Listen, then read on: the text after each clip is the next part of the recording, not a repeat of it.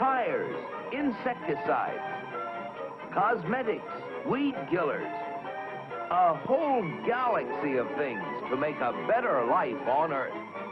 For instance, if you wanted to go to a chemist and say, look, I want to have a chemical, say a pesticide, which will persist throughout the food chain, and I don't want it to have to renew it very, very often. I'd like it to be relatively non-destructible. And then he'd put two benzene molecules on the blackboard and add a chlorine here and a chlorine that, and that was DDT. When the 8th Army needed Jap civilians to help them out in our occupation, they called on native doctors to administer DDT under the supervision of our men to stem a potential typhus epidemic. Dusting like this goes a long way in checking disease, and the laughs on them. Pardon our dust.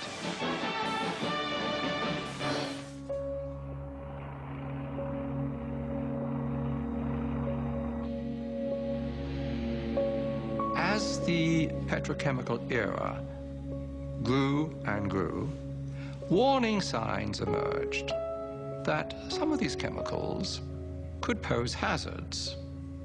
The data initially were trivial, anecdotal, but gradually a body of data started accumulating to the extent that we now know that the synthetic chemicals which have permeated our workplace, our consumer products, our air, our water, produce cancer and also birth defects and some other toxic effects.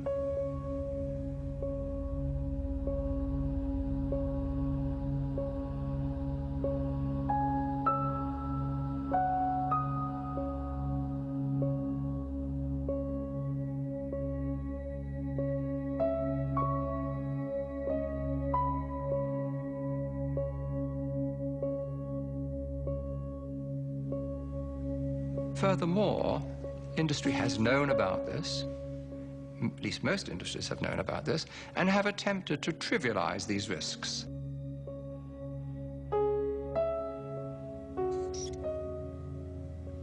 If I take a gun and shoot you, that's criminal. If I expose you to some chemicals which knowingly are going to kill you, what difference is there? The difference is that it takes longer to kill you.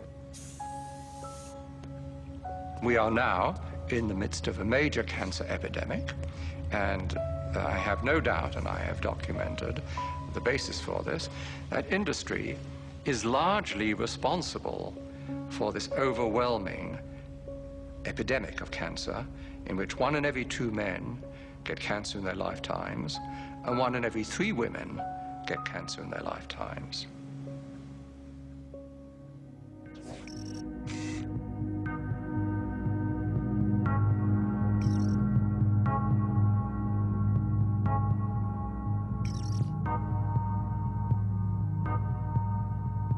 Towards the end of 1989, a great box of documents arrived at my office without any indication where they came from. And I opened them and found in it a complete set of Monsanto files, particularly a set of files dealing with toxicological testing of cows who had been given RBGH. BST, trade name Posilac, is being used in more than 1/4 of the dairy herds in the United States, according to Monsanto. The milk has been drunk by a large portion of the American population since the Food and Drug Administration declared it safe for both cows and humans 4 years ago. And at that time, Monsanto was saying, there's no evidence whatsoever of any adverse effects, we don't use antibiotics, and this clearly showed that they had lied through their teeth.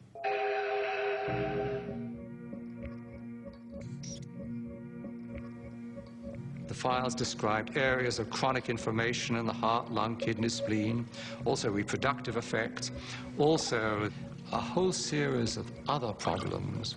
The most comprehensive independent assessment of the drug concludes that BST results in unnecessary pain, suffering, and distress for the cows. This is not acceptable for a drug designed simply to increase milk production. It is a silly product. We have the industrial world is awash in milk. We're overproducing milk. We actually have governments around the world who pay farmers not to produce milk.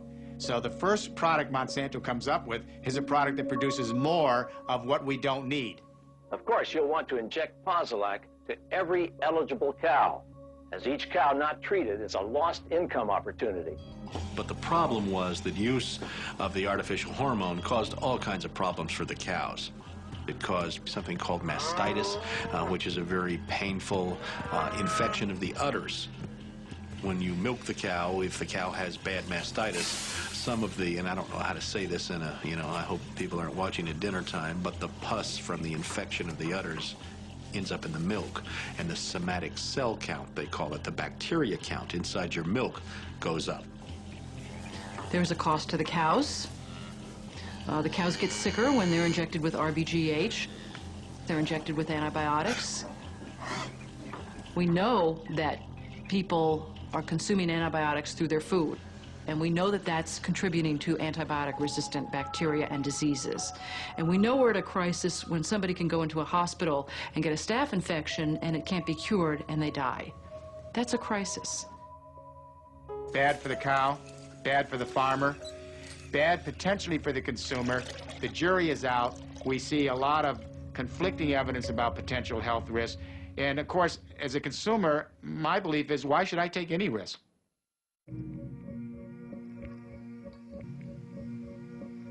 Factory farm cows have not been the only victims of Monsanto products. Large areas of Vietnam were deforested by the U.S. military using Monsanto's Agent Orange. The toxic herbicide reportedly caused over 50,000 birth defects, as well as hundreds of thousands of cancers in Vietnamese civilians and soldiers, and in former American troops serving in Southeast Asia. Unlike the Vietnamese victims, U.S. Vietnam veterans exposed to Agent Orange were able to sue Monsanto for causing their illnesses. Monsanto settled out of court, paying $80 million in damages, but it never admitted guilt.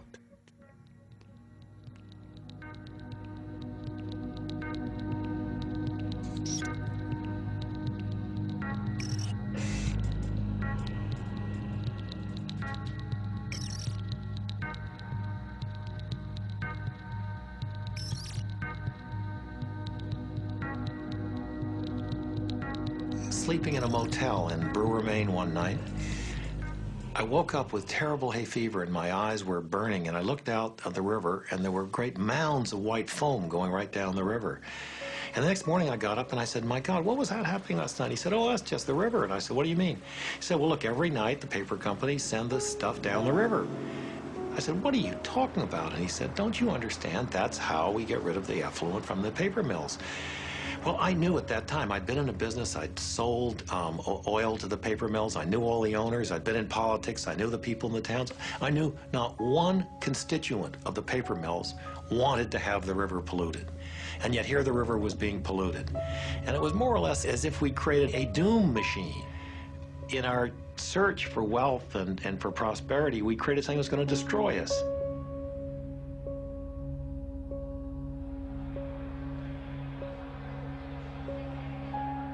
The traders who are involved in the market are not guys whose moral fiber when it comes to environmental conditions are going to be rattled at all. They're seeing dollars and they're making money. Brokers don't stay away from copper because it violates their religious beliefs or their environmental policies. No. When you think about it, but it's fleeting. It really is a fleeting moment. It's like, oh yeah, well, the town's being polluted down there in Peru, but hey, this guy needs to buy some copper. And getting paid a commission too. Our information that we receive does not include anything about the environmental conditions. Because until the environmental conditions become a commodity themselves or are being traded, then obviously we will not have anything to do with that. It doesn't come into our psyche at all. You know, it's so far away, and you hardly hear anything about it. I mean, keep in mind, there are things going on right in our backyards, for God's sake. We trade live hogs. There's so many pigs in the state of Carolina, and it's polluting the rivers, but how often do you find out about that?